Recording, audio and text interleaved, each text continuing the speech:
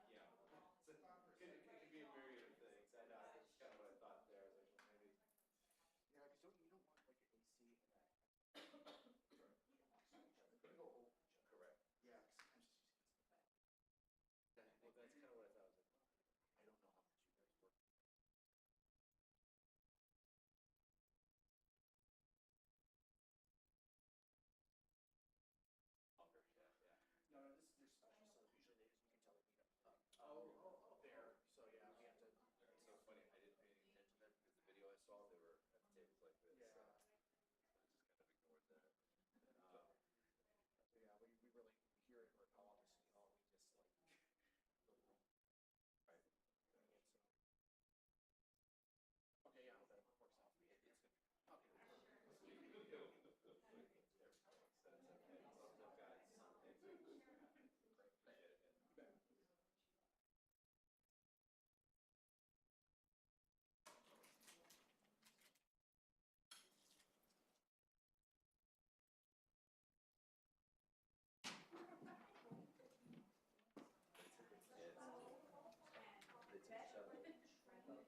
You bet. They took each other. Getting rolls. Thank you. We're still in California, if any place else. Well, first thing is, For certification yeah. process. They just had a little Because tighter. there's reciprocity. Okay, If okay. you're We'll just certified take that. in the state, they say, okay, if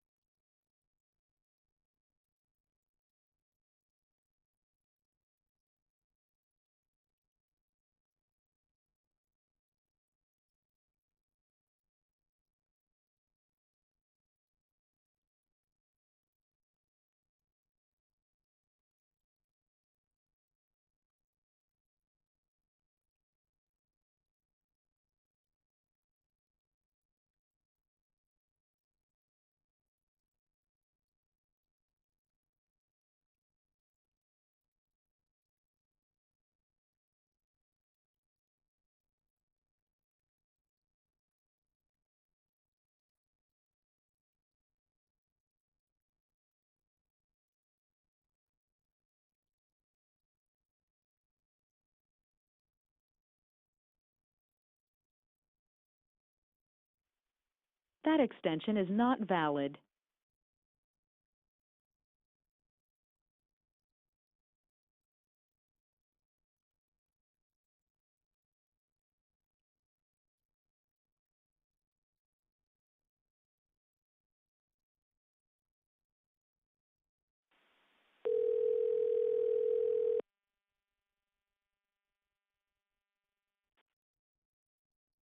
Hello? Hello?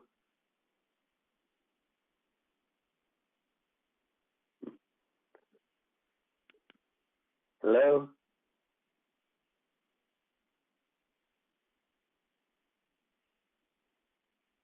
Hello?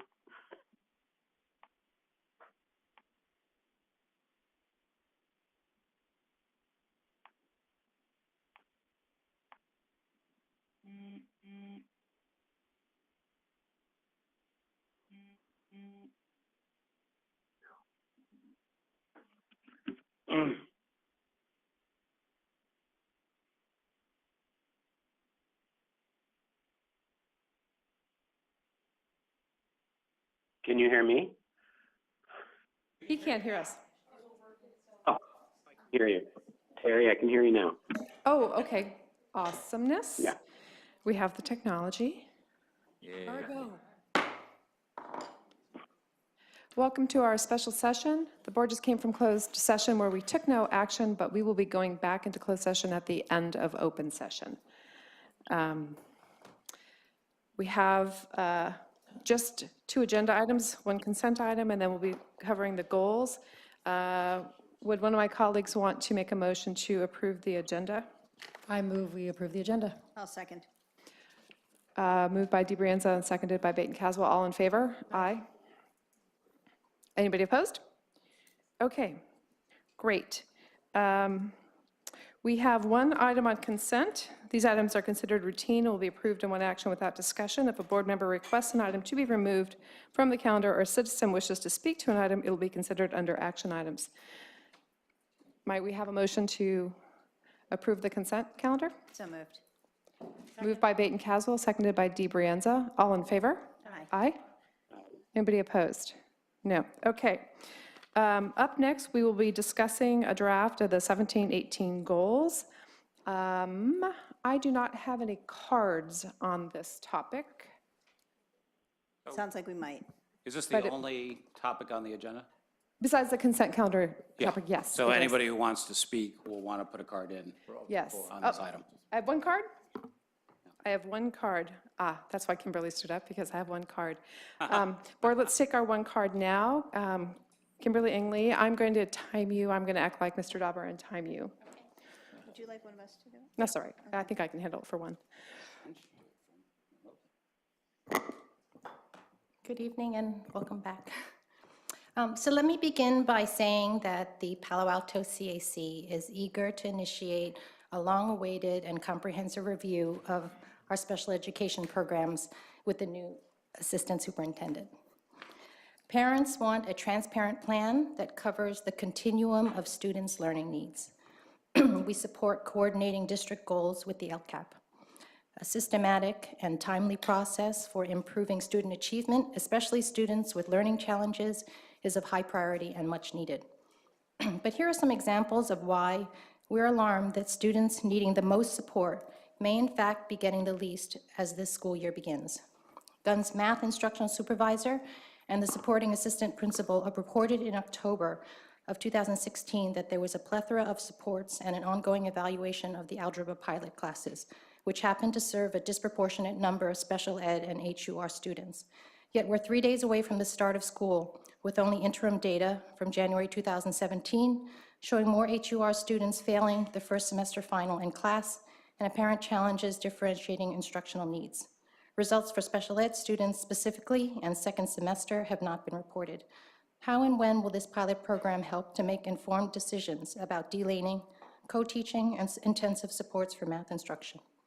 Secondly, special ed parents at Pali report that Read 180, the program was discontinued without parental notification or explanations for the alternatives.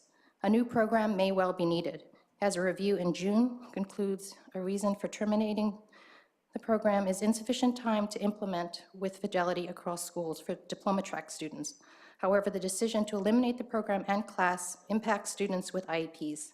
Having no replacement, the promise of various supports and only 0.2 FTE district staffing is not a proper answer and places vulnerable students in jeopardy of regressing in their reading and comprehension skills. Further, the district goals as written do not specifically include special ed students in its equity initiatives, as recommended in November 2016 by HAIR and as requested in our letter dated January 2017. Finally, we await the district's guidelines for dyslexia for the start of this year. The CAC asks for a transparent plan, even a work in progress from this administration that includes the full spectrum of students, their continuum of learning, and how general and special education will coordinate towards results-driven accountability for all kids. Thank you. Thank you, Ms. Ingley. Thank you. All right, colleagues, we have an hour and a half. How about if we do this in, how do you want to do this? You want to do this sort of in chunks? Do Well, what I thought, I'd just make a few opening remarks, highlight the new additions to it, and then. The new open it up for additions, you board- mean that we To the got, goal document. that we just got today? New addition, some today, but some, the ones that were italicized and in Okay. yellow, the new, and the rationale for those. Okay, all right. Okay, a few minutes, great. And we can, I'll turn on the AC after I stop talking, so. So at our board retreat in June, we had a first look at the round of goals, and the board had agreed that it's important to maintain the three big goal areas: wellness and safety, high-quality teaching and learning, and equity and access. I think there was also a sense that we need to focus on a smaller number of action steps and also carry over several of the action steps. And we had actually, when we approved the goals the year before, we had said that many of these were multi-year. We also wanted to connect the action steps with the LCAP and the equity plan. As part of that, we developed a quarterly reporting dashboard that included the LCAP metrics, and I think we all remember that slide that that Judy showed for our LCAP report with the different color wheels, and that showed that the special education students, historically underrepresented groups, that we had improvements needed to be made in academic areas for those categories of students. And then it was very clear that the board wanted at least one goal or action related to compliance. So the leadership team met July 31st, and really talked about the first two goals and the wellness and safety goal the following day, as we had our training with our Title IX work and our compliance work. And at that time, the leadership team really wanted to recommend that we do stay with the three goal areas as outlined, that we retain some of the longer-term goals, and with the idea that they're important to be in this document so they don't get lost, so that we provide the board and the community quarterly updates, and that this is high priority work. This is not all the work by any stretch of the imagination. We still have, for example, the renaming school piece going. We will still have some work with Health Connected. We'll have that report at our August 22nd board meeting. But the documents on this page really related most closely to the three goal areas. So we added under goal area, the high quality teaching and learning goal area, action steps 9 and 10. We, I think, made some, Ms. Ofek asked for some revisions to number 6, but 9 and 10 are brand new. I know Ms. Ofek's working on a student issue right now, so she can join us later if there's questions about number 6. But number 9, we wanted an enhanced dashboard that incorporated the LCAP metrics and other key indicators of success on the district goals. For example, items from the California Healthy Kids Survey, strategic plan surveys, the student course input surveys. As to what those are, we will be doing our work, assuming the board likes or supports, endorses, approves this action step, that we will come back to the board with specific metrics. But among those metrics, I do want to say would be the special education, would include the special education students as well as HUR students. Number 10, we thought was important to highlight this. There are so many incidents and episodes of really best practices, and what we find is when our teachers work together and share them, they can be replicated. That unfortunately just happens a few times a year. It happens for our powerful practices, professional development days, twice a year. It happens perhaps at staff meetings, school meetings at the beginning of the year. I'll have a few ideas to share tomorrow based on things that I've seen in classes. So we want to find a way to really take the best practices at each of the schools and each classroom and replicate them, and find a way to do that, and so that we can expand what is going well and learn from one another. So that was the rationale for number 10. Moving to equity and access, this is moving from beyond preparing an equity plan to implementing it. And so we wrote the action step. We have numerous outcomes related that would be indicators of our progress in meeting this goal. Number 3 was new, and that was really based on working with the parents and the families of our historically underrepresented students. We talked, and it's not parent liaison, I'm sorry, what's the new name, or the family engagement specialist staff to work with our historically underrepresented families. We've talked with our administrative leadership team about repeating our shadowing activities from last year, but really shadowing our most needy and deserving students.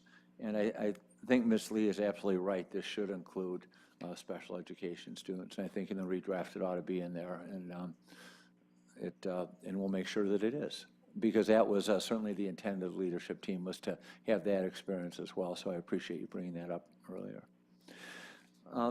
Going over to number, the last one, wellness and safety, there are some changes to number 4. This was the compliance piece.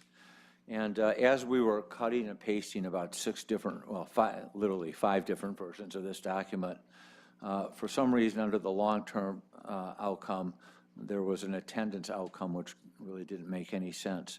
So in fact, can we put that up? Is that up there now? Thank you so much, Ted, for putting that there. So this is at your place. It's already posted on board docs. Vicki worked on it late this afternoon, so thank you, Vicki, and thanks for your help, Ted, as well. So, and I think that we can track some of this back to our surveys that we'll see, and to our RA agreements. Tomorrow we're having a briefing on the, it's called the climate survey that was required under the OCR resolution agreement. And it's really not a large-scale climate survey. It's really focused on issues of sexual harassment. And there's indicators in there from students, teachers, and parents about how frequently students experience or observe this. It's not a great percentage. It's something around 8 percentage points. But the point is that needs to get to 0. As we all know, we're under 3-year compliance monitoring from the Office of Civil Rights.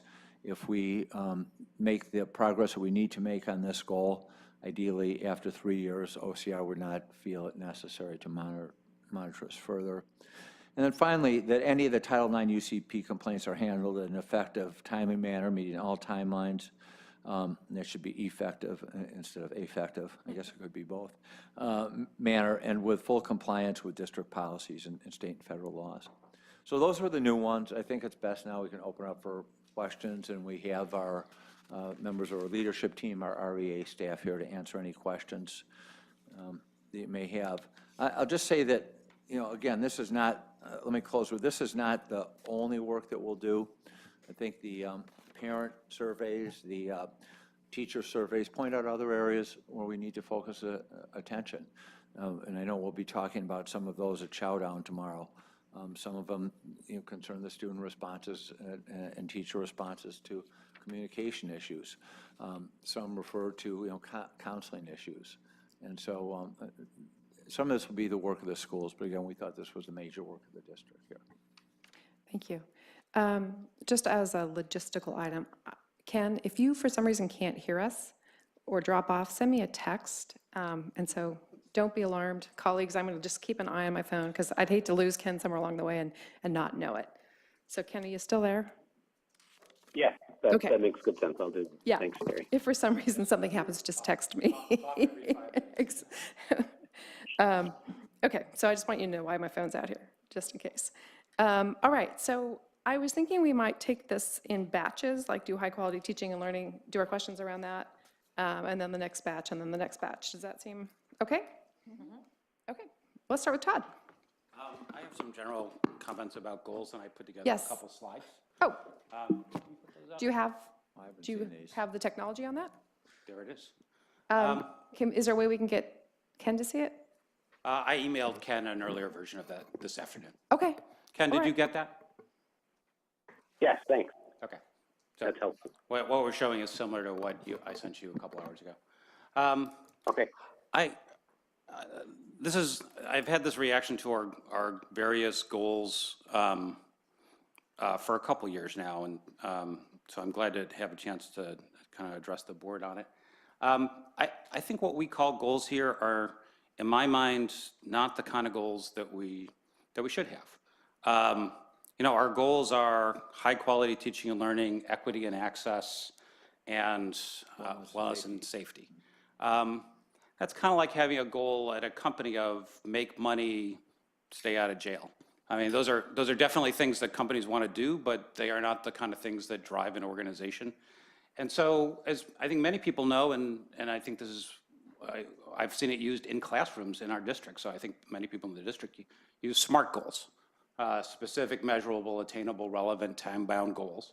And so a current goal is high-quality teaching and learning, and a SMART goal that I think would be a subset of that would be more than 95% A to G graduation rate for all track demographic subgroups by 2021 with stable or increasing rates for each subgroup each year. And so that's, I'm not proposing that as a goal, though I think it might be a good goal. But I think that tries to contrast the difference between the goals we have and then the inputs, which essentially are projects, and something in between that is more of a SMART goal. Next slide, please. So my suggestion actually is that we adopt, I mean, building on what Dr. McGee had said earlier and what some of the staff had talked about last year, we adopt the LCAP dashboard as our goals.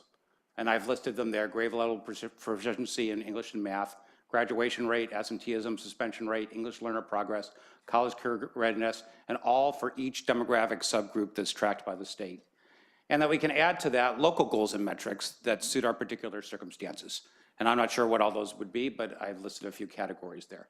And then track and report regularly on these goals over time, since almost all of them will be multi-year goals, but the same goal year after year with the same kind of measure, and with year-by-year goals and measurements for each category. Now, for those of you that are unfamiliar with the LCAP dashboard, next slide, please.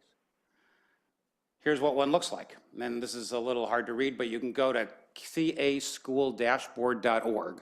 That's casschooldashboard.org, and see it for any district in the state. This is for Los Alamitos, which is a school district in Orange County, a non-basic aid school district in Orange County. And you can see they've got down the side the different categories which have been listed, and across the top the different demographic subgroups, which include ethnic and racial subgroups, economic subgroups, English learner subgroups, and so on, the same kind of groups that we typically track and talk about here. Now, they've got that blue, green, red, yellow, orange scheme that we had talked about in our LCAP dashboard. And you can see in this particular case, they've got 97% blue and green and 3% red, yellow, and orange. So they're doing pretty well. Next slide, please. This is Palo Alto, the same thing. And you can see we are doing materially less well.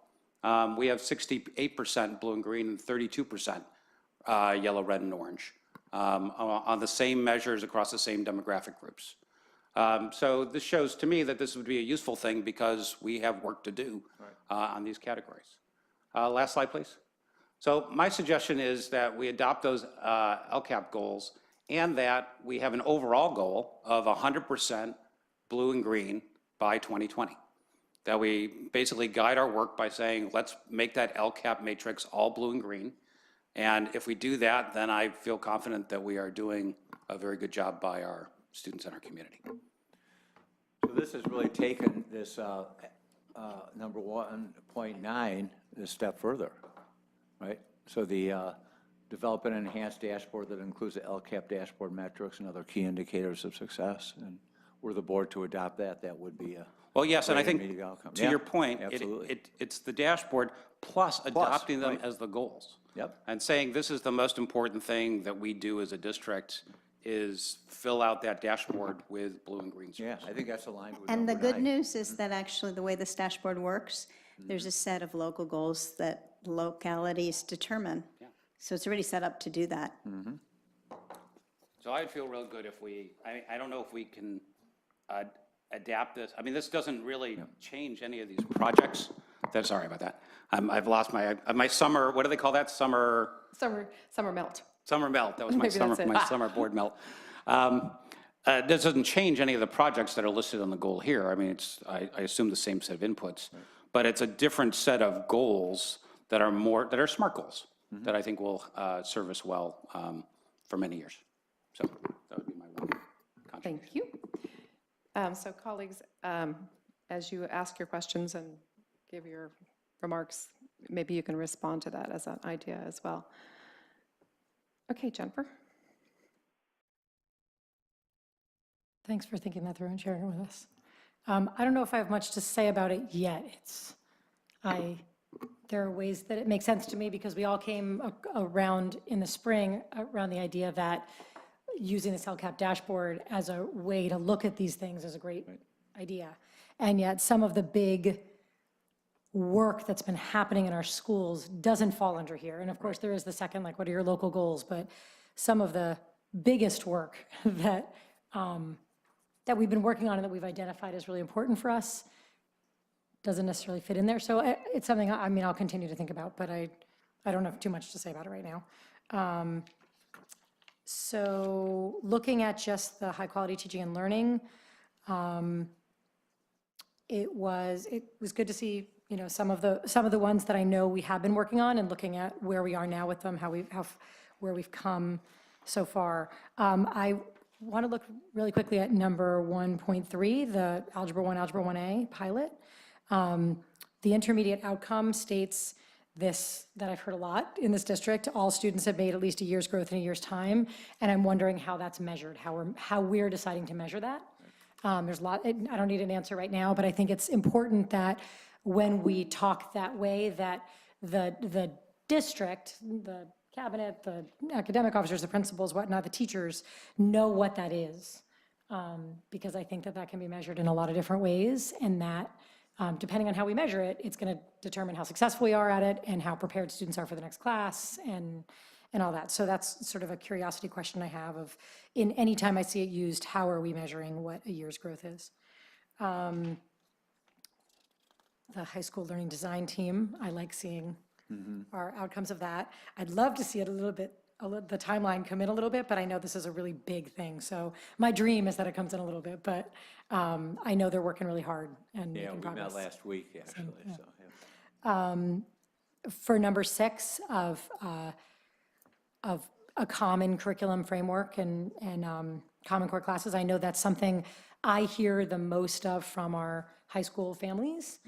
So I'm glad to see it. It's really still in here, and I see this, the intermediate outcomes. I like the timeline. It seems like a really realistic timeline to me of what progress we make in moving everyone. And I know that different departments and different schools are in different places, but to see everyone moving in the same direction and everyone talking about the same stuff, I think really benefits our students. So that's great. The special education program review report. Obviously, it is and should be a priority here, and yet I'm still not quite clear on exactly how we proceed here. You know, the intermediate, develop the system-based plan, system-based work plan, I like. We have to develop it, right? I think it's the biggest challenge, you know, it's one of the biggest challenges that have faced us over the past couple of years, and so I'm glad to see it here, but I want to see how we make that progress. Thank you, Ms. Lee. I appreciate seeing for number 9, including specifically special ed, you know, students with special ed needs along with HUR. And for number 10, I highlight internal best practices of high quality teaching and learning every month.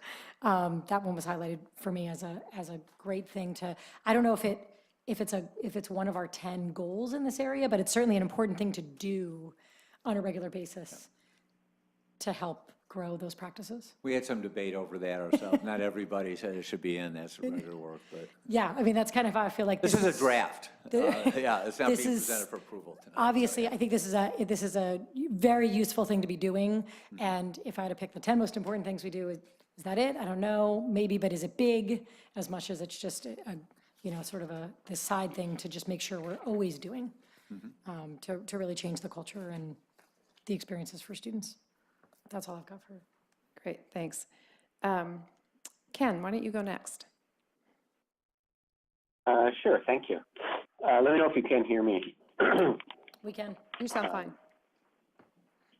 And I can't see the timer, so I have unlimited time, I think. I think you can count to 5 minutes in your head. Okay. Well, first, responding to Mr. Collins' or I guess we're on first name basis in this session. So responding to Todd's suggestion, I think it's a good one. I think it's very useful to have a clear set of measurable goals that the district is accountable for, that call us back to our core mission. So I like the idea of a dashboard. I think I've heard Terry talk about a dashboard for these reasons for several years, even before we had the LCAP dashboard. So, and I always thought that made sense. So I'm happy to see that suggestion. If I could add a local measure to this, I think I mentioned this at our retreat. I would probably add hours of sleep because I think the changes that we would make in order to increase the amount of sleep that our students have in terms of implementing with fidelity the homework policy, looking at start times, a whole range of activities that we could do, I think they would really benefit our students. So I think it's an idea that's well worth pursuing as we go through this process. In terms of the specific goals that we have here, I had comments on a couple of these. The learning design team work, I was very enthusiastic about when we had them presenting at the board meeting in June. I would like to make sure that this is going to be a substantial investment of district resources and also student time and staff time. I really want to make sure that we understand clearly what the goal is that we're trying to achieve, what the kind of gap is between our current practices and what this program would produce, and what the activity is this year that is going to kind of set us up to be successful when we launch this. So I would like to see somewhat more definition around this. Sure. Moving on to number 7 on the special education program review, it's not clear to me that the report itself provides the best guide to the work that we have to do. So I would really like to see a specific plan from our staff that uses that report as a resource to the extent that it's useful, but that really sort of puts stakes in the ground that our staff believes are the most important work to be done, and I think in consultation with the parents as represented in the CAC. So I think I would not frame the work around the program review, which I think had some issues, but that would be my comment on that. And on number 10, number 10 does seem like it's, and I think I might have heard Jennifer say this, that this seems like what we should be doing. I'm not sure it rises to the level of a board goal, but. Kenny, you still there? He might have muted himself with his cheek. You might have muted His yourself. time ran out, his timer. That was it. He That's muted it. himself Thank for you, 5 minutes. Mr. Dog. You have 25 seconds left and you're wasting it, buddy. We got the point. That's good. That's true, he was on 10. Yeah. Okay. Actually, that's always a good trick. Whenever I want to hang up on somebody, I hang up In the middle of the while I'm sentence. talking. Yeah. That's it. I'm in a tunnel. I can't hear you. You want to give him his last 30 seconds? I think you just called him back, yeah.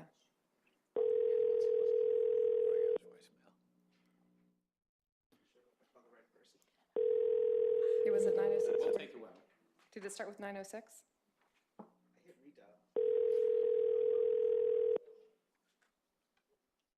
Maybe his cell phone died.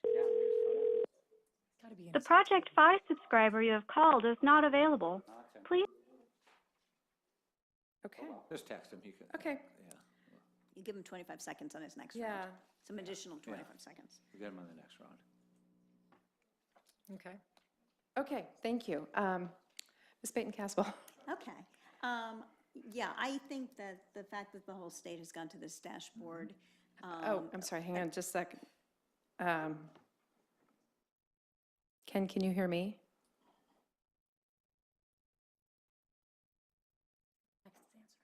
Yeah.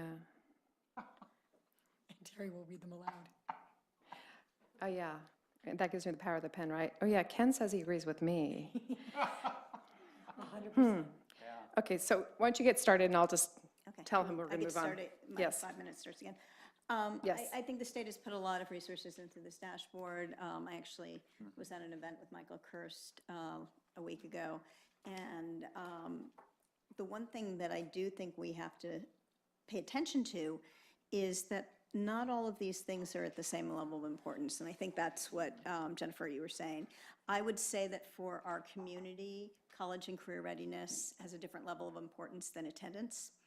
And if we treat them all the same, then the amount of resources people put on them will be the same. So we need to decide what our most important things are, and then we need to have our set of the local metrics. The local metrics are really important. The reason we have local school boards drives into that. Otherwise, the state would just run all our schools without us being here. Max, are these goals in order of priority, or are they just sort of listed? They are not in order of priority. They, 9 and 10 were added last, and the others are carried Okay. over on the form from Okay, last year, just right? saying they're not, it makes sense to me. I would just want to add, I'm just going to go through a few of them. 3, I don't think our grades that we give are necessarily objective. And I said this last year, I think we have to have something that's an objective measure to show that our students have made the progress that we'd like to see. And I don't know what that is, but I'm sure you have something objective, some sort of assessment that's subjective. Number 4, it seems like the long-term goal assumes that the board is going to make this a graduation requirement because it said students graduate with demonstrated capacity. I'm reluctant to let that be the long-term goal until we have the discussion about whether it's a graduation requirement. Oh, I'm sorry. Do you need me to repeat? Yeah, okay. On number 5, I think it would be helpful on the definition part, when you go to write the definition of the learning design team, that there's something about cost and something about ramp up. So how many students would you start with? What would your goal be from there? I love number 6. I'm very happy. What I've heard, Sharon came and presented to us, it sounds like there's some very strong work going into that. And since that keeps coming up on surveys, I'm glad we're doing that. Number 7, I think the part about systems-based is really important. I had a nice meeting with Lana, our new assistant superintendent, associate superintendent, assistant superintendent. And she mentioned to me that in Virginia, they have universal screening. Universal screening both for education and for mental health. And I'd like to see universal screening in our goals here.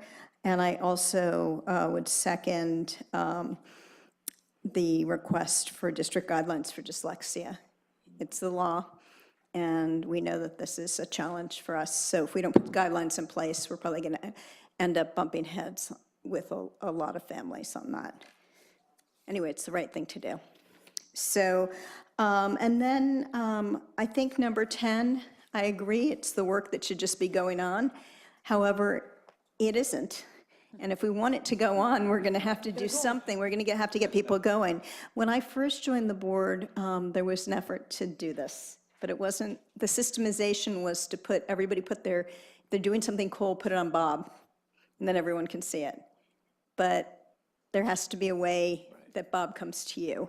or whatever it is. So if we want to actually share best practices, we need a system for it to happen. It can't just be, we want everybody to go out and do their best work. So somewhere in there, somewhere in the short-term goals, there should be something about systemizing, creating some sort of system. Do I need to go back and repeat the first two, or we're good? Okay. Oh, wait, I No, we're actually, fine. Yeah. I'll save my next one for wellness and safety. Okay, great. And I think we have Ken back, right? Yes, I am back. Thank you. Okay. All right, so I also come from a world of SMART goals, like Mr. Collins does. And one of the things that strikes me is that we haven't done a strategic plan in a while. Yep. And since the last time we did a strategic plan, the LCAP dashboard was born, right? And so now we have sort of two masters. So we're eventually going to have to sort out the two masters and decide which is the master and how we create some kind of cohesive plan going forward, right? So for me, the way I've done goals in the past is the stuff that's business as usual, ongoing year-over-year tracking just becomes part of a dashboard. And then the things that end up on your goals are the things that are new and different or really large-scale change. So, and those things are all going to support whatever's on the LCAP dashboard, right? So when we have a goal around special education and to be better at it, it ultimately affects the dashboard. Right. More importantly, it ultimately right, it affects our children. So those kinds of big changes are tied to things that are going to be on the dashboard. So I can see where we could get to a point where these things, we could tick off like what it is that it supports, but we're just not there yet because we have this sort of stale strategic plan and we have this sort of new thing, which is still going to be turned into a dashboard and have to be a thing. So I'd like to spend some time marrying those two. And especially as we have new staff, it's probably time to sort of let the strategic plan go and decide what the new thing is, or we rebrand it or whatever. So anyway, so with that said, when I look at the first set of goals around high quality teaching and learning, I look at things like implementing full day kindergarten. And I think we did that last year, and I don't know that it needs to be on our goals for this year necessarily, but I do think we have things like rolling out elementary school math, which affects, thousands of kids, and it's a large-scale change, and it affects everything on that LCAP dashboard, and we have to do it right for every kind of kid and every kind of learner. So something like that seems like it should be on here, and I would be willing to implement full-day kindergarten since it's something we're doing anyway. It's either this year or next year, it just becomes business as usual. So other kinds of things like that would be like the number 3, the pilot, Algebra 1A. Of course, we have to do that work, but that isn't what I would consider large-scale change. It is new and different, but I think it's work that's happening at a level below what we're reviewing at the board level. One that would be new and different and not necessarily large scale would be the living skills curriculum, which I think we've talked about changing last year in the context of it has been, it's a little bit like the Winchester Mystery House, right? Like over the years, we've just adding stuff to it. Maybe it's more like Frankenstein. Do you just keep adding stuff to it and it's a bit of a mess? So we need to go back and do something about that, the Frankenstein class known as living skills.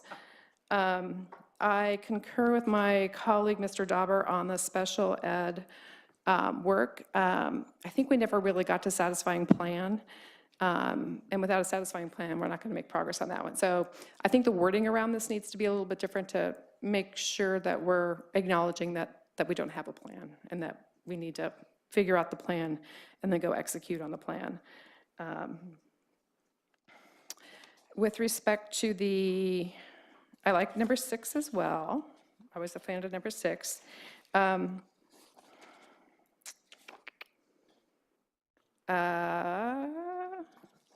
The other thing that I don't quite see in here, and I'm not sure if it fits or it doesn't fit, is we spent a lot of time last year and the year before that talking about facilities planning with respect to a new elementary school and how to do that sort of planning for enrollment growth. Now we have kind of the opposite problem in the elementary schools, right? We have some that are crowded and some that aren't crowded and some that have empty classrooms. I would like to take some time to figure out if we need to make any boundary changes, if we need to make any other kinds of changes.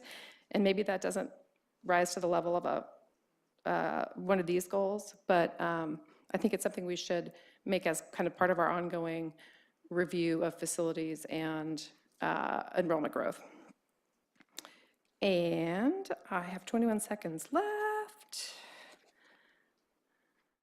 I think that's it for me on this round. I just asked you a question based on what you just said. Yeah. We have long-term goals. Okay, we have 3-year goals on things that were our goals last year. And what are your thoughts on how we would, and you can answer in the next round, but how we would keep track of them? So for example, the kindergarten goal. For example, the Algebra 1-1A goal. Well, from the environment that I come from, everybody had goals, right? And so of those goals, like let's say I was the chief academic officer for elementary schools, that would be one of, on my either goals list or on my my own dashboard for my team. So if the goals was make sure we have the right number of aides and make sure the kids are making progress on these things, that would not necessarily be us reviewing it. Max, as the manager of all that staff, would say, let me see your goals and see how it's going. And if there was an excursion from the norm, it would come to us. Or if it required a big change of some sort, it would come to us. But without an excursion from the norm, I think that stuff becomes business as usual, and the departments themselves are tracking how it's going. At least that's the way I've done it. You look skeptical. I'll talk in my next turn. Okay. I'm also going to share with you guys this. I do a goals thing for myself. It's just my list of stuff that's important to me. I'm going to just share it with you. It's not that you have to read it now. It's not that you have to read it ever, actually. I just want you to know how I think about these. Okay, so now, For the public? I do. I have a few right here. I'll put them. I'll put some copies over there. Is there more to say on this topic? Do you want to respond to some of those? Yeah, I would. Okay. This has been really helpful, and I think, and if I have a there's little more bit to... more about You have a I was little gonna say, bit if there's Dr. more McGee, to say, I'd love to you can- hear it. Yeah, it's up to Yeah, you. but I'd rather go around once Yeah, more, and then let's I'll... do it if you have more. Yeah. Okay, yeah, I just- that was my Mr. consent, Collins. everybody Just a was little bit finished, more, yeah. certainly less than 5 minutes. I wanted to agree with my colleagues who mentioned the special ed item, both on the specifics of, I don't think responding or grounding it into the Hare report is the appropriate way to approach it. I think we need to get out a fresh sheet of paper. In addition, I think it says develop a work plan to address the recommendations. I mean, so if the goal is, so it makes it sound like the goal is to get a plan, which probably is a realistic goal, but I just want to point out that it's a disappointing goal. It's a realistic goal, but I think a disappointing one, in that was probably the goal the year before and maybe the year before that.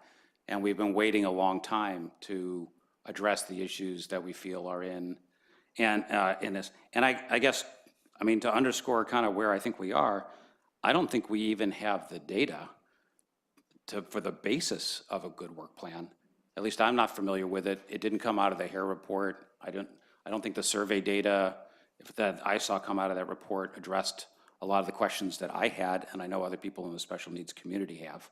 And so I think we need to be, it's realistic, but we should be candid about kind of how troubled this item has been. We have not made the kind of progress that we need to make. I would argue we've made very little progress. So I hope that we can, get out a fresh sheet of paper. We've obviously got new leadership in this area, and really take it on and make the kind of progress we all would like to make. So that was one thing. And the other thing is, building on what Ms. Godfrey said, well, two things. One, the small thing, elementary math being in here, rolling out elementary math, that seems like incredibly important. I mean, that's probably one of the top things we've got going on in the district. So having that as a goal in here, I would be very supportive of. Okay. And the middle school math program. And the middle school math. Though maybe, I think that maybe fewer challenges there, but agreed. It is new. And the other is that I think, I think rethinking this process and our management tools is along the lines that Ms. Godfrey was saying, or I'm sorry, Terry, I think that's really helpful. As a person observing and now as a person on the board, I've always found it incredibly confusing. And I think it's confusing for everybody. I'm sure it's confusing for people on staff. I'm sure it's confusing for the board. It's like, what are we doing here? And what exactly are we doing? And what are the most important things? And what did we do last year? And all that good stuff. And so, spending a little time sharpening our tools, I think will pay dividends going forward. So yeah, I said not 5 minutes. It was 3, actually. Oh, okay. I'm done. Thank you. Do you have anything else to add? For the first section? Okay. Mr. Dauber, do you have anything to add to the first section? No, I think Todd made good sense there. Thank you. Ms. Batencastle? Yeah, I just want to respond to your suggestion. I think if we were really good or we had a really good way to keep a view on it, your suggestion would be fine. I can give you numerous examples of goals that we had that then we stopped focusing on because the people were supposed to be doing the work.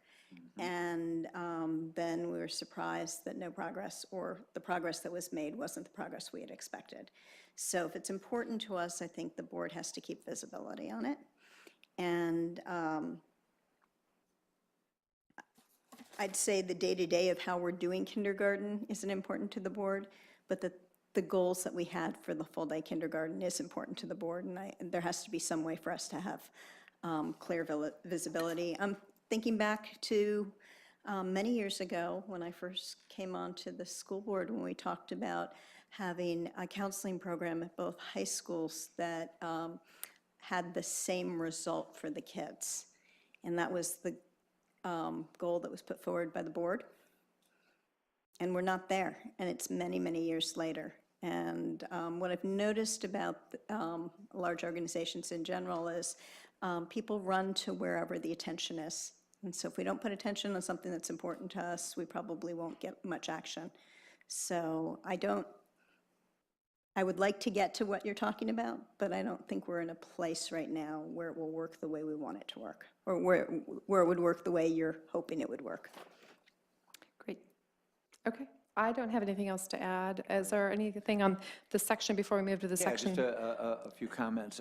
First of all, on the 3 big areas, and probably goals is the wrong, maybe not exactly the right word.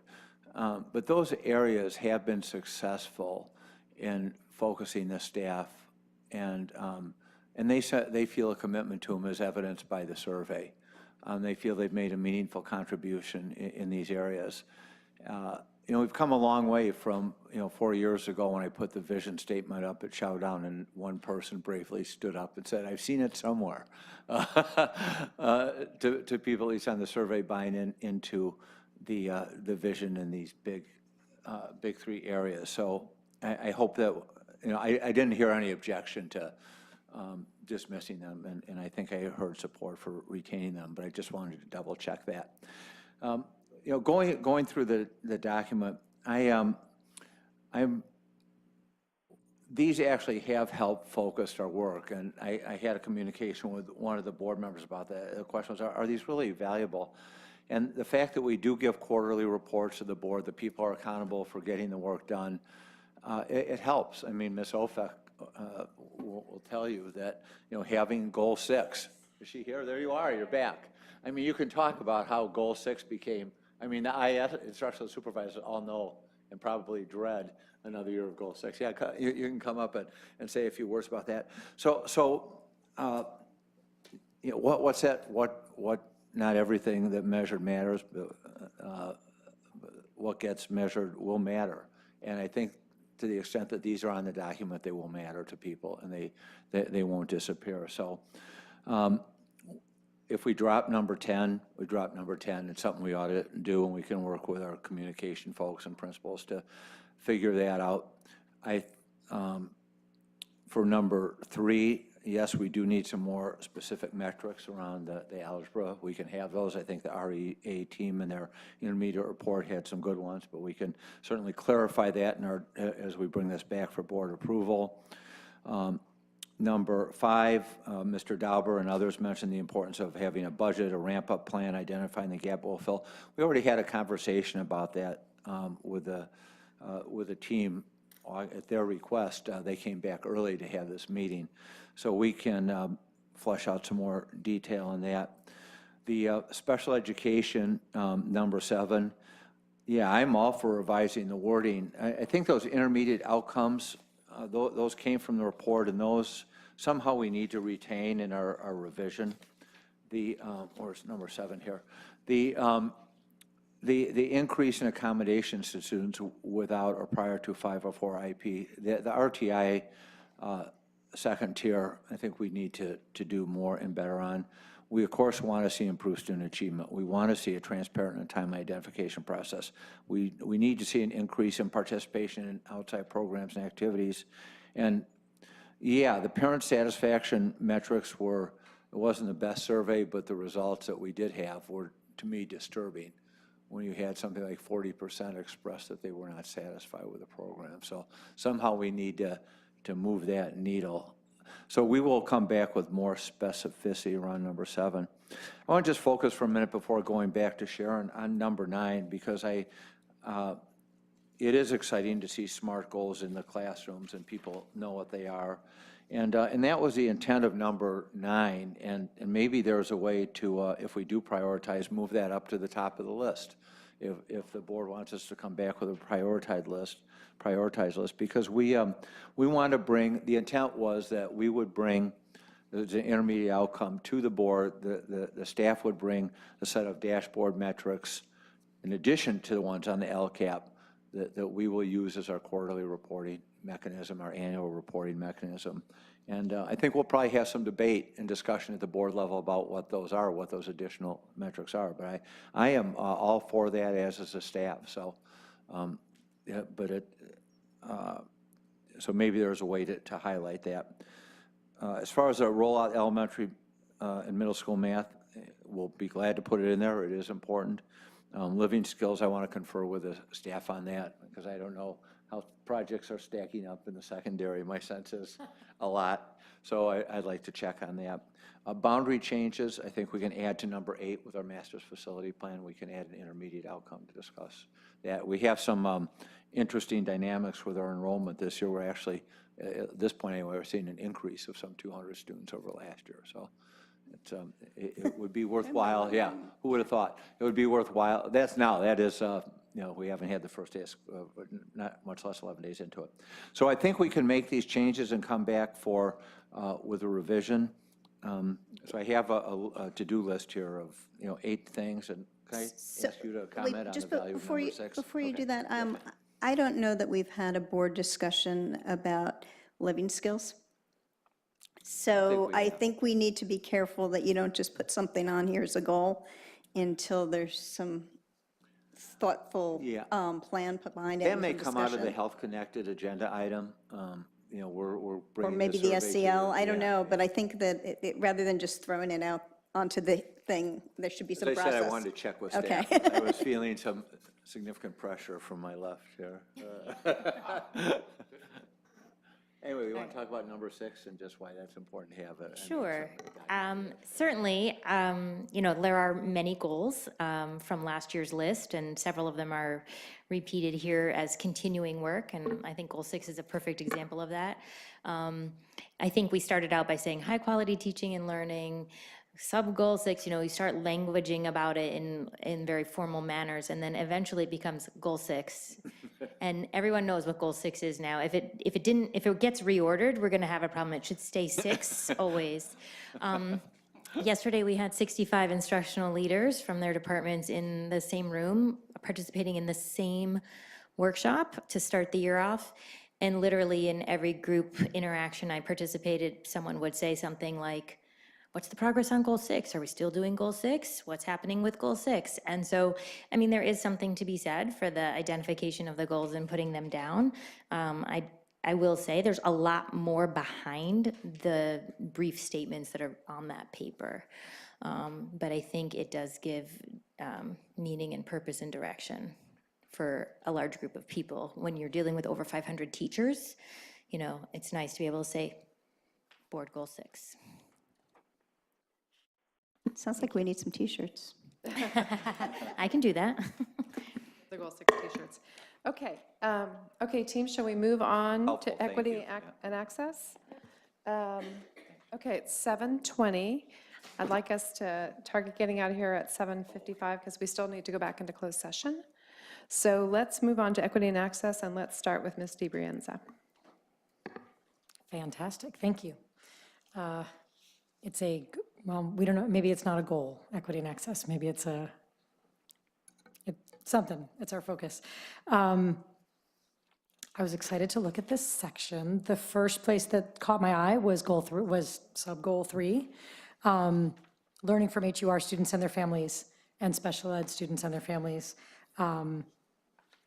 Just made me really happy to see, because I think that's something that part of our community has said, we're not feeling heard, you're not understanding the issues that we're having. And I know there's been, not for lack of effort, but I like to see this as a goal, and for us to look at the outcomes of that, to see what achievement outcomes we have, but also just engagement, having families who have traditionally not felt so heard, feel heard, and know that they're a part of creating the solutions and identifying specifically what has to happen for their students to be successful. So I was really happy to see number 3. Is it possible that that's all I really had for this one? It's the only new one, right? I mean, the rest is the stuff we've been working on and we know we need to be working on. And can I just say that I'm really excited that now, I mean, we have so many people working on these in their everyday work, but to have Judy doing the work that she's been doing and to have Keith along now doing this work too, and you know, everyone in their regular cabinet and central jobs doing it, I'm happy to see this be such a central part of the work we're doing, and that it has taken such a high priority for PAUSD. That's all I have. Thank you. Mr. Dauber. Thanks. So I have a couple of comments on the first of these items. One of them is that there's a lot of people in the list of who's accountable for this. Maybe 4 people or 5 people, depending on how we end up with CAOs. I myself would really strongly urge that we make the chief academic officers accountable here and have the equity coordinator and the director of academic supports supporting them in this, because I think that part of the difficulty that we've had in the past with the area of equity and closing the achievement gap is treating it as a sort of ancillary responsibility, not as part of the not as something that is part of the core responsibility of educational leaders. And I would really like to see kind of the line managers accountable for making progress on this. I think it's also worth revisiting the equity. Well, I mean, we need to actually see the equity plan, and I don't think we've adopted the equity plan, right? Am I misremembering this? No. You're right. Yeah, I'm correct. No. Right. So we should. We need to adopt the equity plan before we can. Okay, got it. Before we can, we need to finish it before we can implement it.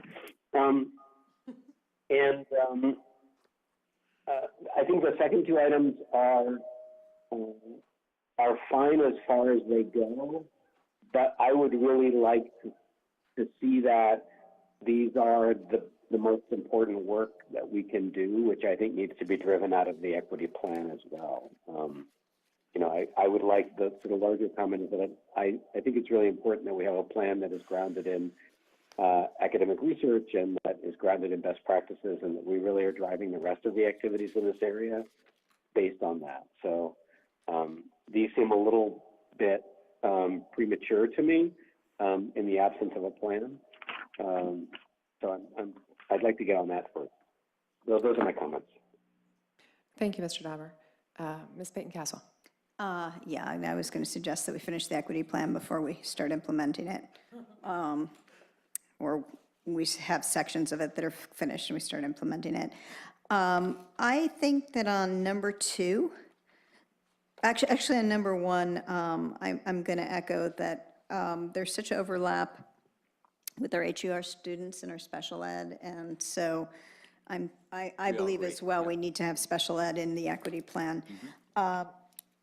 The number 2, providing targeted coaching for the teachers of these particular classes. I actually think our problem is in the precursor classes. Because if you bring kids in that are prepared, you're probably not going to have the same challenges. But what we're finding is we're not preparing all our kids equally. So I would suggest that precursor classes are, it's not just these classes, it's also the precursor classes. And then 3, just including special ed in there. I also think with 3, I'm reluctant to commit to a goal that we don't control. So the long-term goal here of completing secondary education within 6 years of graduating high school, we have no control over that. We have control of getting students ready. We have control in making sure that they have a plan that includes an academic and financial plan in order to be successful. But once they leave our doors, it's just really hard. So I would recommend that we take out the complete secondary education, put something else in that we actually can control. And maybe it's making sure all of those kids have a plan for successfully, academically and financially to go after their secondary goals. Okay, I know we can monitor, but we can't control. Okay, and then I think on 4, one thing I've been hearing as I've talked to teachers is how hard it is when you're disrupted by other things in your life. So talk to Karen about this around elder care, finding housing, childcare, those kind of things. And I would like us to develop some sort of improved support service model.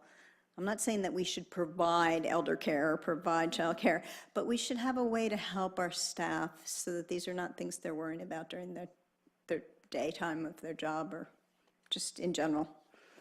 I think we'll have happier people who want to stay here longer if they don't have to worry about those things so much.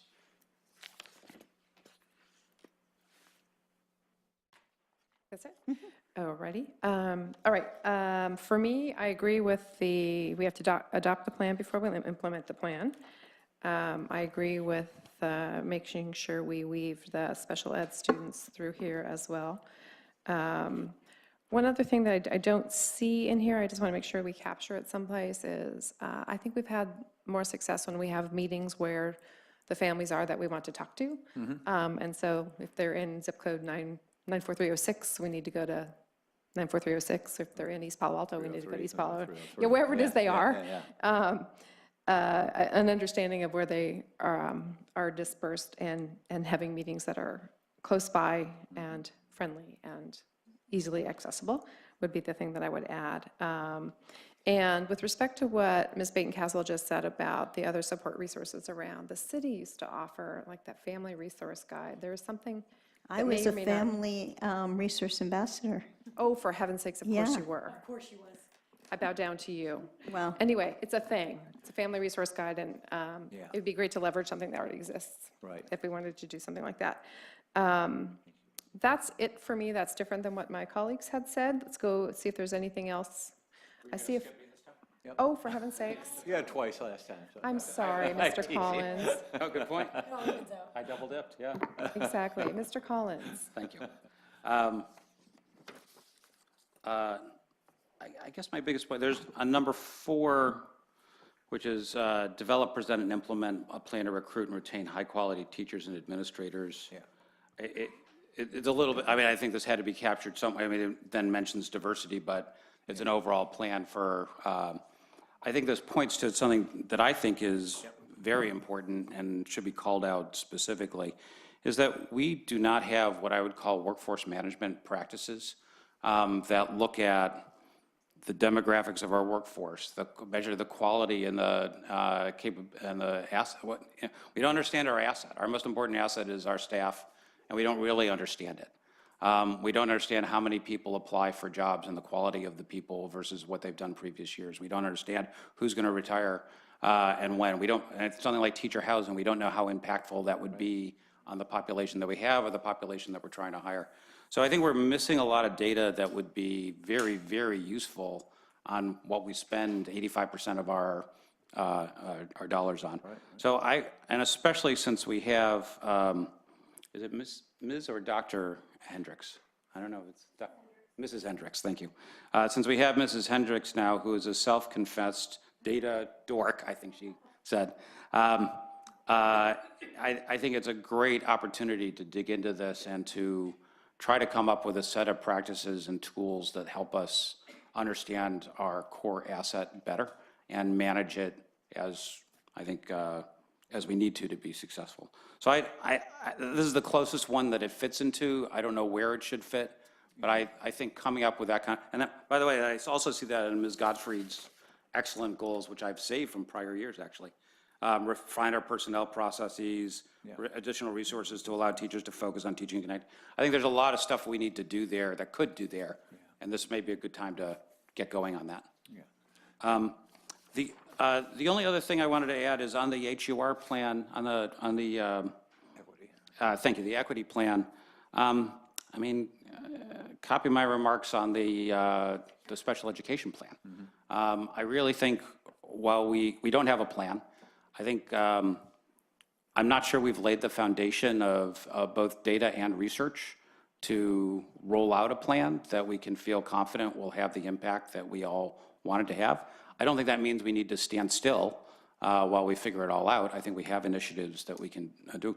But again, with fresh legs in the race to address this, I think it would be very useful to take a fresh look at the plan and say, what do we really need to do to build a plan that can really sustain us for the next several years and achieve our goals? Right. So I would urge you to be unstinting and kind of starting from scratch or as close to scratch as you need to achieve that goal. Any other, I saw a finger here. Yes, Ms. DiBrienza. Thanks. Just really quickly, a few responses to what some of my colleagues said. Yes, we have not adopted the equity plan yet, and yet I think that, oh wait, Ken, not Mr. Dauber. Are you still there, Ken?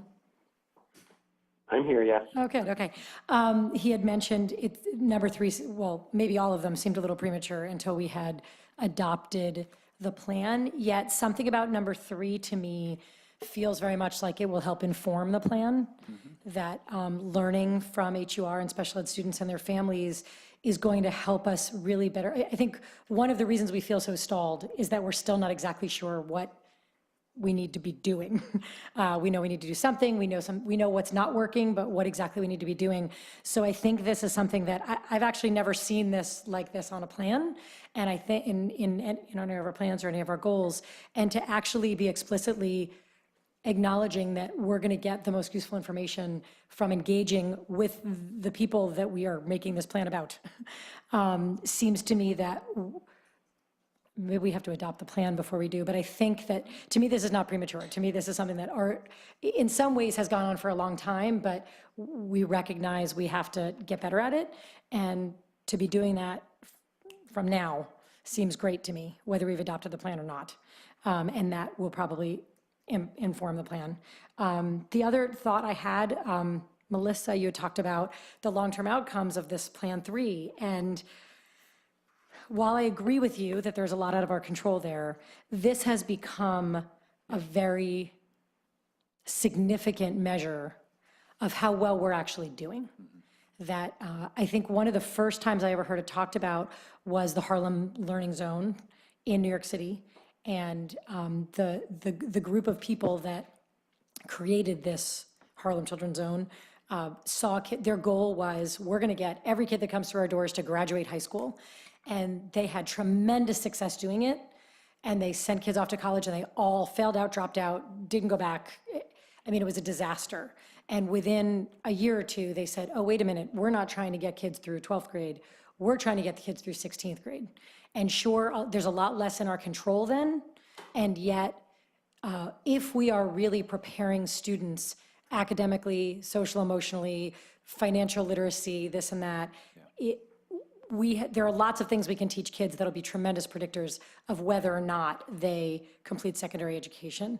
So while I don't think it can be our only measure, and yes, there are a lot of things we don't control, it has sort of become this red herring of, sure, you graduate kids, but what happens after? And what we do here has a huge impact on whether or not they graduate. I get the feeling that maybe Chris wants to tell us something about this.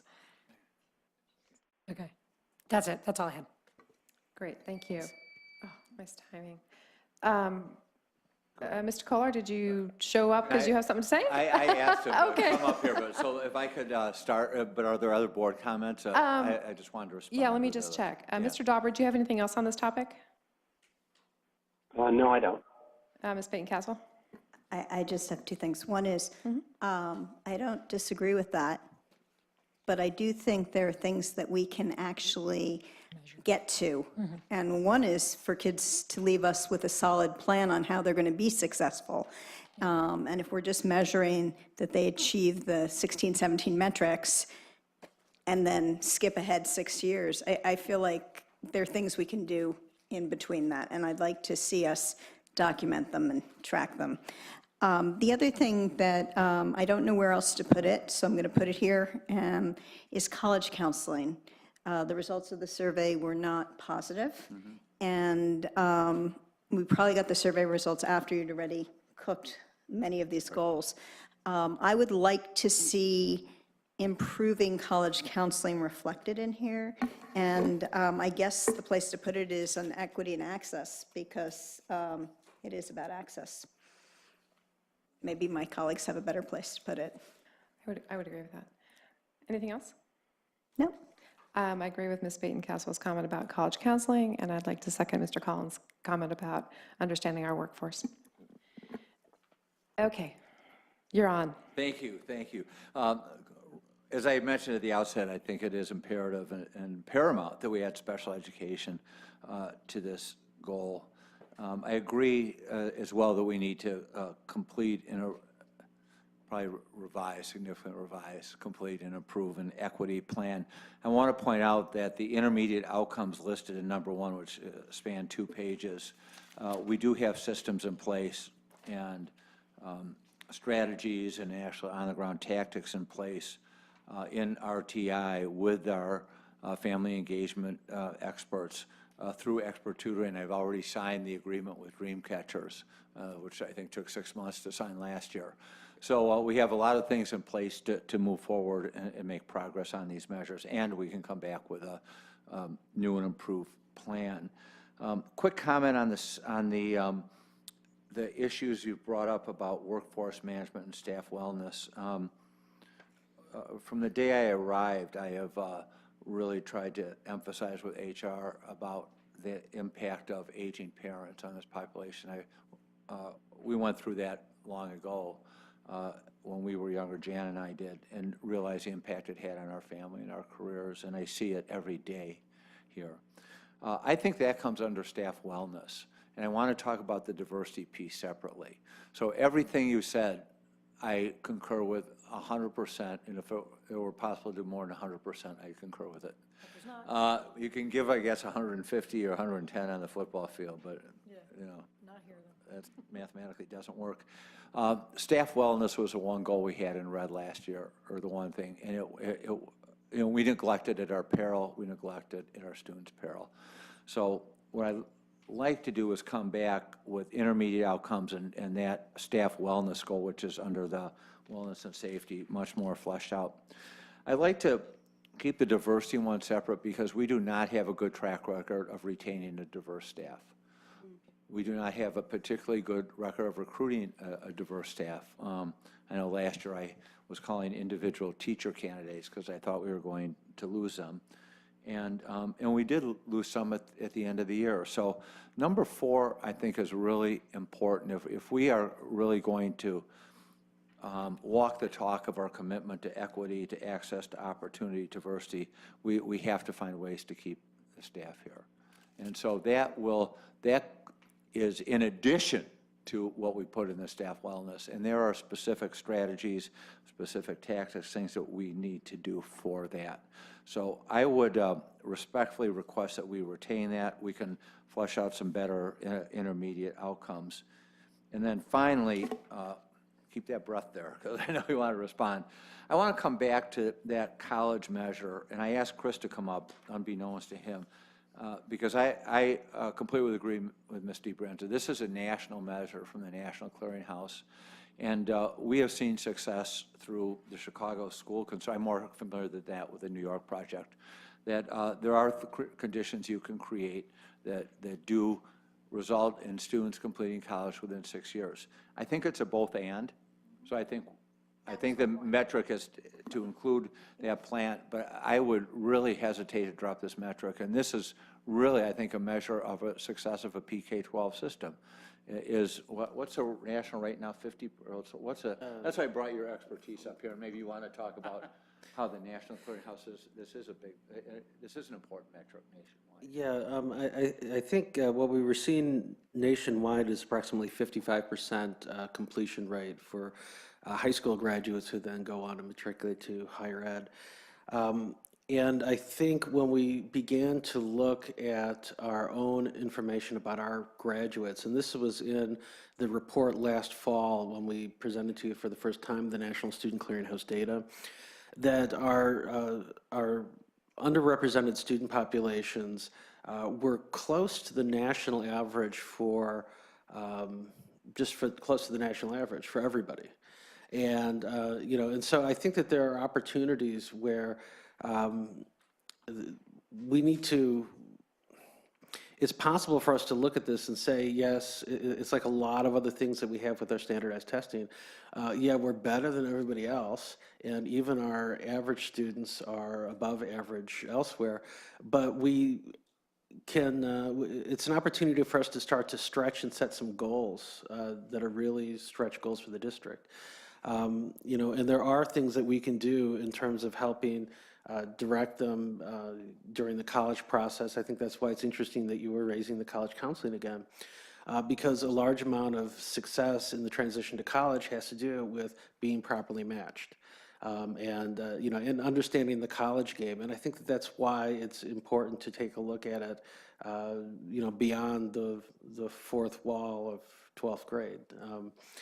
I know that in the past Max and I had worked with the Jack Kent Cooke Foundation that starts to identify students in 7th and 8th grade and mentor them and support them all the way through college, because they see that it's a long arc and they don't see the early intervention in the middle schools as being something that's separate from the college support or the high school support. So there's a good reason for thinking about it this way.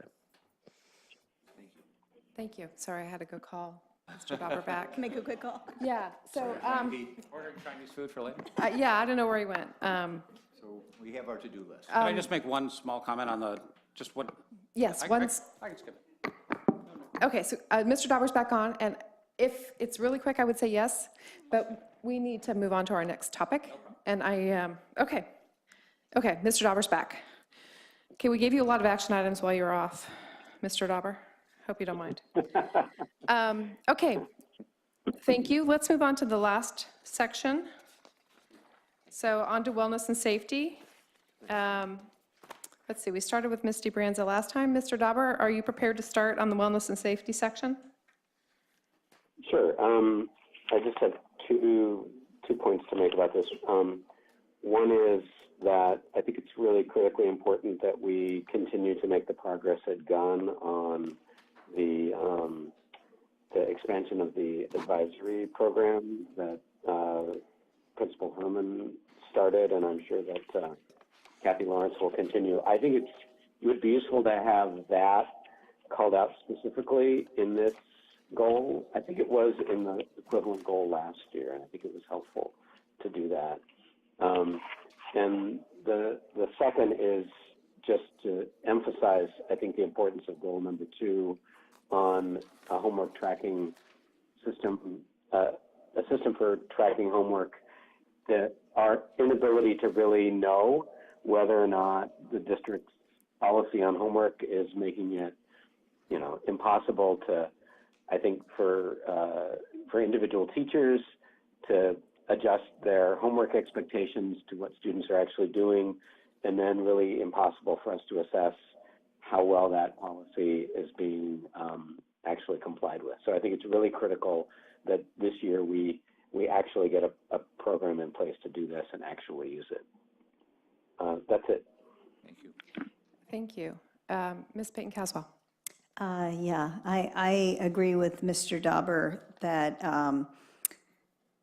the goal that we gave last year was advisory at gun, but it comes back to a goal we had many years ago, which is that the outcomes and support that our students are having at both high schools, that they have the same outcomes on the support, and that they feel that they have the same support. Not the same programs necessarily, but the same support. And right now, the surveys do not show that, and they haven't ever since I've been around. I am, and I've said this several times, I think we've made this homework policy very hard for individual teachers to implement.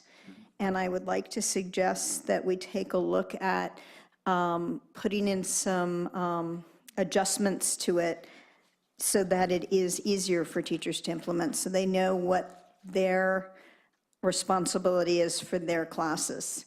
And that's what they do in MVLA, and it seems to be working. And it's hard to expect that high school teachers are going to get together with all their colleagues and figure out whether Todd has 15 hours of homework or not. But it's not that hard for an individual teacher to say, did I give, how many hours of homework did I personally give this? Well, that might not be so easy, but it's easier. So I encourage us to take a look at that this year, rather than blindly trying to do something that's not working so well. And I agree with Mr. Dauber on if we had some better ways to capture data, we could see where the issues are. Going to number 3, so I'll just repeat it.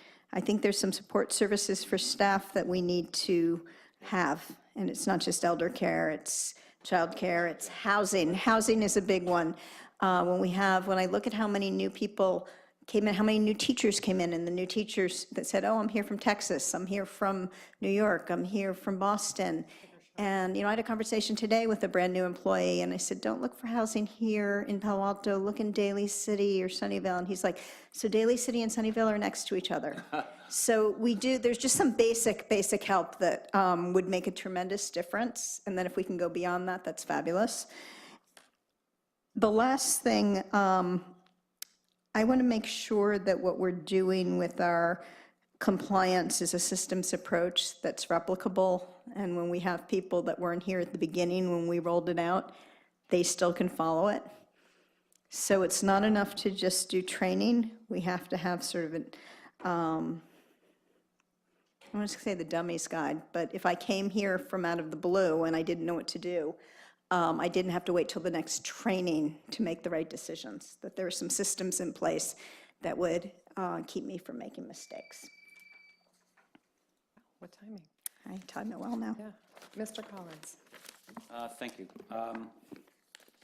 Yeah, I as we talked before, and Dr. McGee, I think you indicated you would do this, it is that staff wellness item. I don't want to submerge it because that's incredibly important by itself, but I do think it is our overall management workforce approach is, we don't really have one, so I think it would be great, or we don't have a well-developed one.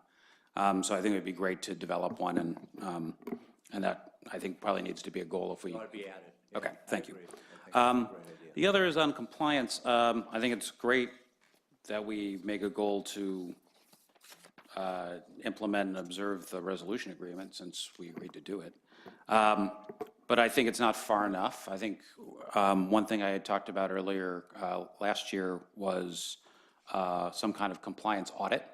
I think I have been surprised at my time on the board at the number of things where our compliance was not up to snuff.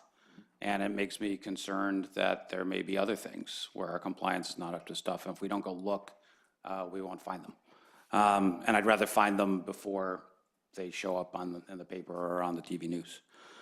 So I would suggest adding an item, and I don't know how exactly we should do it or who should do it, or but if we don't, It's our job to figure it yeah, out. yeah, thank you, thank you.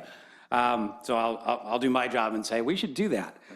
We should have some kind of compliance review, compliance audit, compliance sub-evaluation to identify possible areas of compliance improvement opportunities. I think that would be, I would sleep better at night. I'm sure everyone would. The rest of the board does. Right.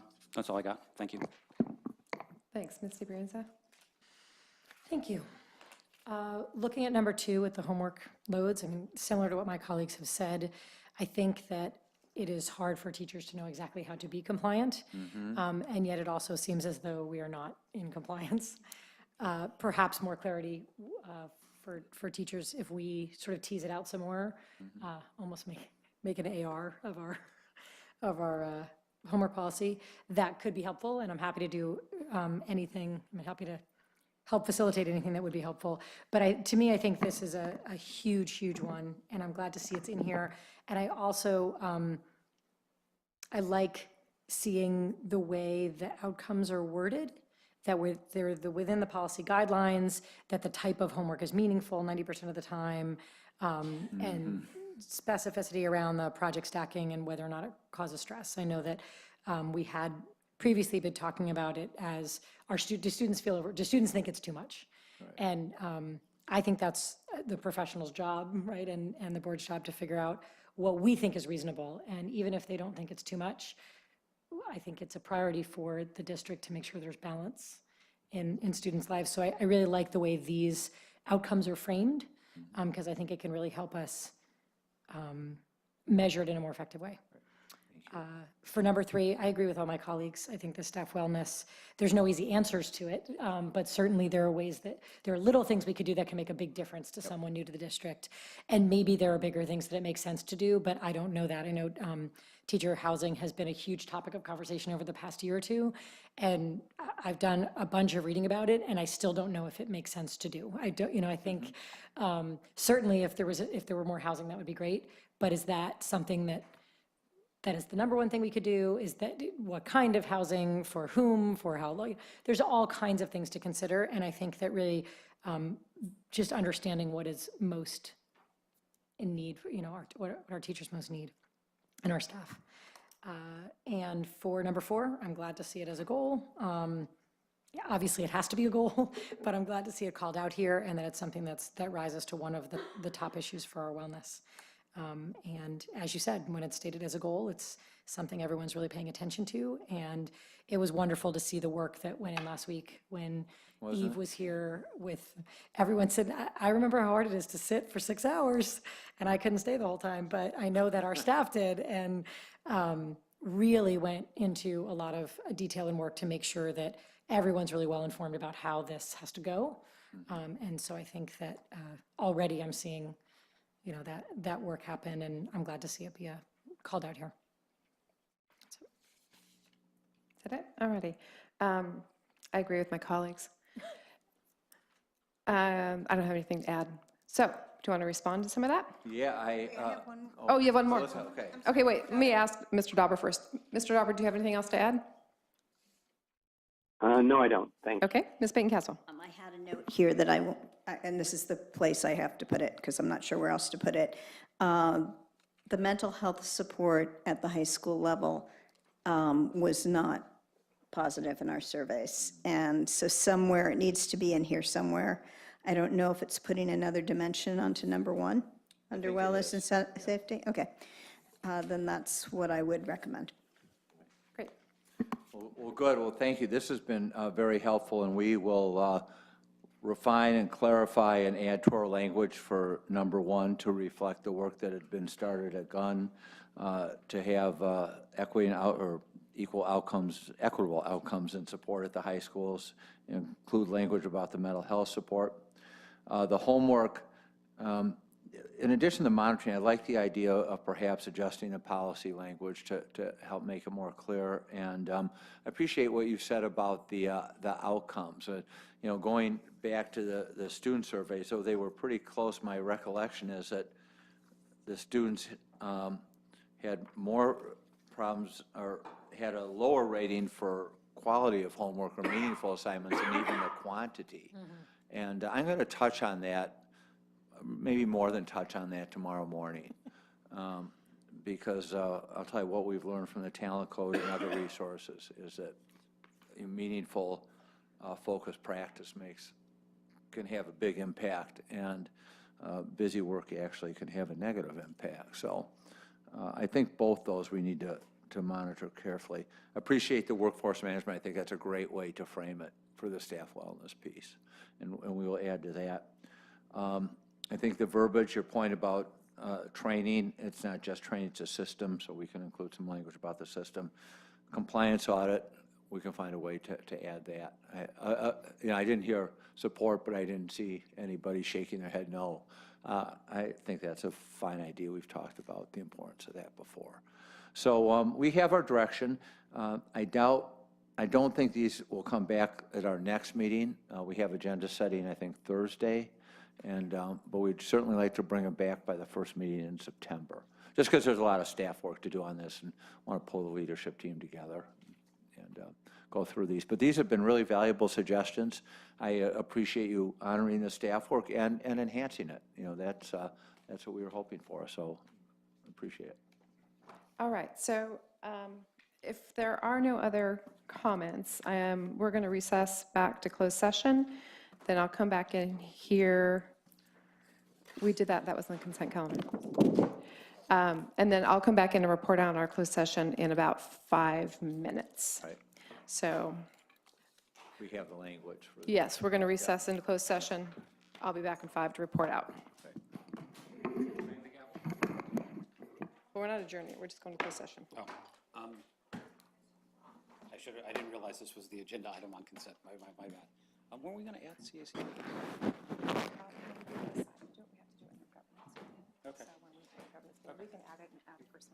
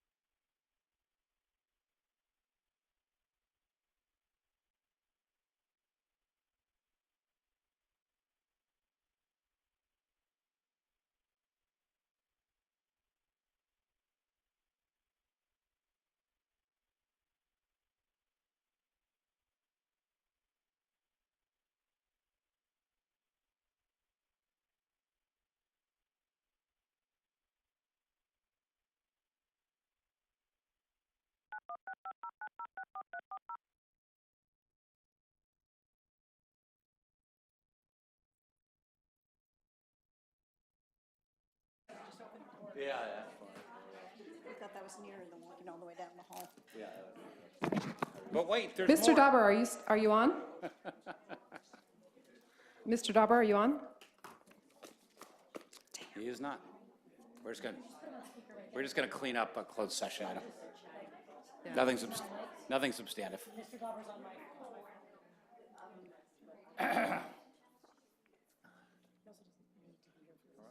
Yeah. We're good. We're calling Mr. Dauber on President Godfrey's phone. Sorry. Hi, Mr. Dauber.